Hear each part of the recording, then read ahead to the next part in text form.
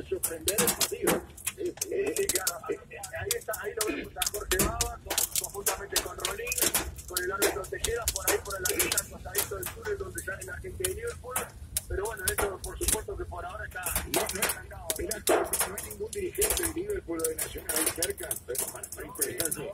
Vamos a intentar llegar a eso, vamos a intentar. Correcto, vamos a mantenernos comunicados, o sea, ¿sí? Sí, claro.